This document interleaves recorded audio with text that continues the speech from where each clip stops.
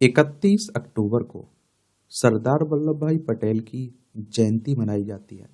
अभी हाल ही में 149वीं जयंती मनाई गई है और आप लोगों को मालूम होना चाहिए कि 31 अक्टूबर को राष्ट्रीय एकता दिवस भी मनाते हैं। तो आज हम लोग सरदार वल्लभ भाई पटेल के बारे में, राष्ट्रीय एकता दिवस के बारे में और स्टैच्यू ऑफ यूनिटी के बारे में एक सामान्य जानकारी देख लेते हैं। अगर आप लोग किसी एग्जाम की तैयारी कर रहे हैं, चाहे वो सिविल सर्विस एग्जाम हो, स्टेट पीसीएस एग्जाम हो, वनडे एग्जाम हो, तो क्वेश्चंस इनसे पूछ लिए जाते हैं। और इसीलिए तो मैं कहता हूं कि अपने एग्जाम के पुराने क्वेश्चंस पेपर और सिलेबस उठाकर जरूर आप लोग देखा करिएगा। और देखिए, आजकल आप लोग नेताओं को सुनते होंगे तो ऐसे लगता है कि जैसे गांधी और सरदार वल्लभ भाई पटेल बड़े दुश्मन रहे हों, नेहरू और आप देखिए पटेल साहब बड़े दुश्मन रहे हों, ऐसे दिखाया जाता है।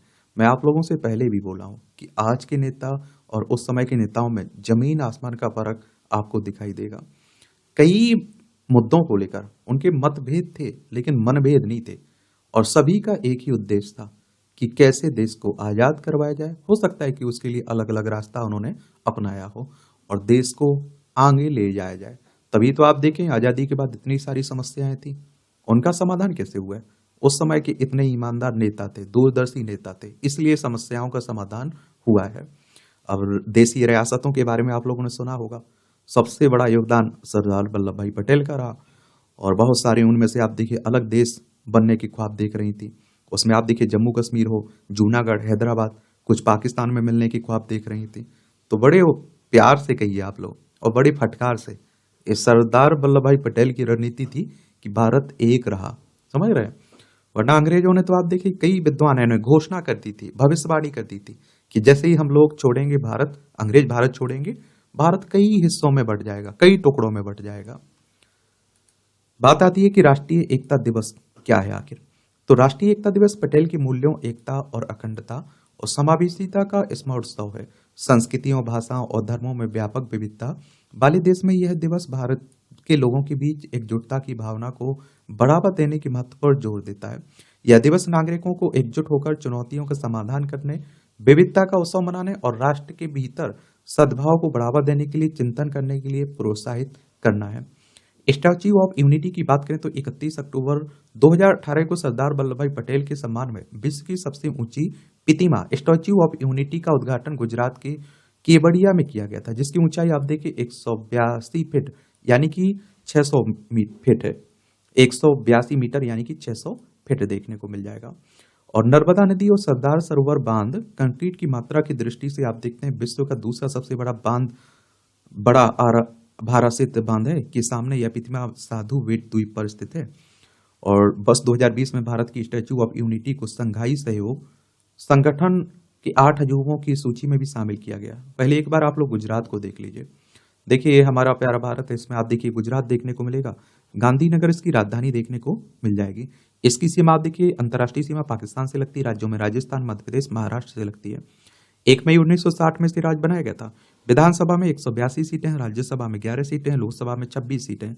1,96,024 वर्ग किलोमीटर में फैला हुआ है आपका गुजरात।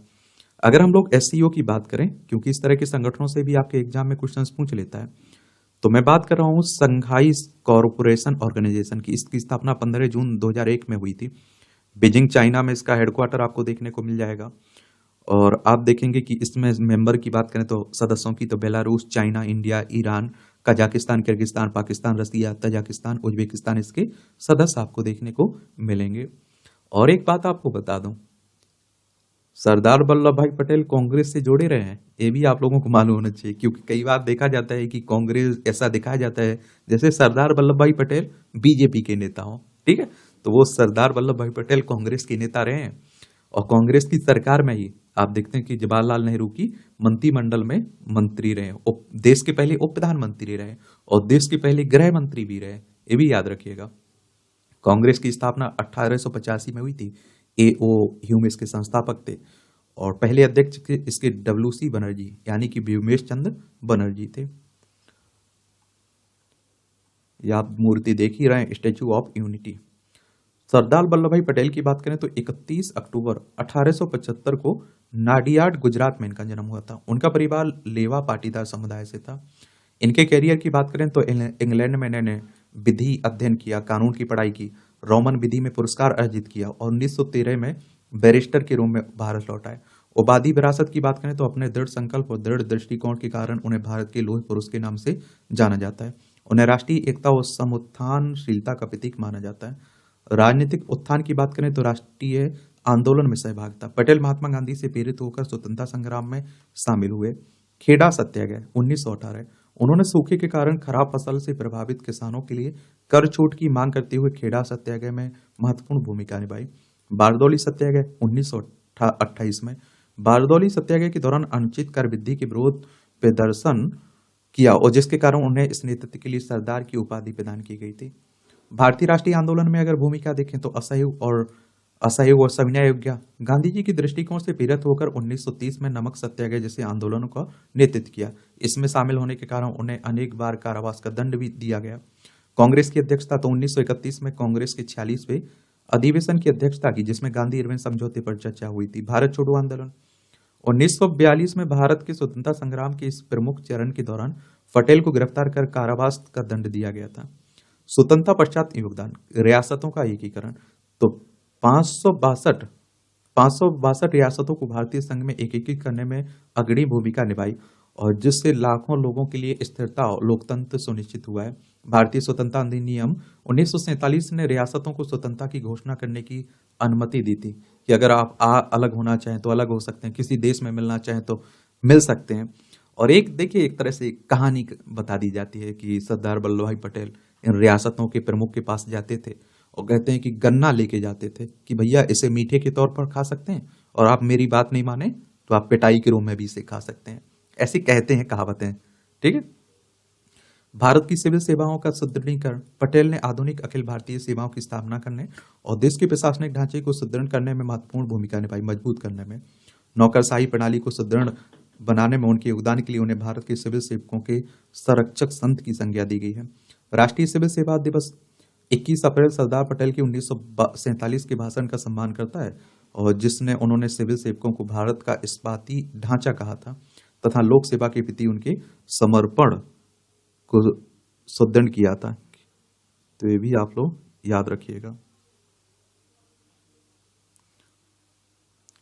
अध्यक्षता और समतीकार तो संविधान सभा में मौलिक अधिकार, अल्पसंख्यक तथा जनजातीय एवं अपवर्जित क्षेत्रों पर सलाहकार समिति की अध्यक्षता भी की थी। किसने? सरदार वल्लभ भाई पटेल ने। ये भी आप लोग याद रखिएगा। बारदौली की महिलाओं ने वल्लभ भाई पटेल को सरदार की उपाधि दी थी। ये भी याद रखिएगा। इन्हें भारतीय संघ के एकीकरण में महत्वपूर्ण भूमिका निभाने हेतु इन्हें भारत के लौह पुरुष के रूप में भी आप लोग जानते हैं, जानना चाहिए। 15 दिसंबर 1950 में इनकी बंबई में डेथ हो गई थी। ये भी आप लोग याद रखिएगा। अब आपका कोई मेरे लिए सवाल हो, सुझाव हो तो बता सकते हैं आप लोग। धन्यवाद।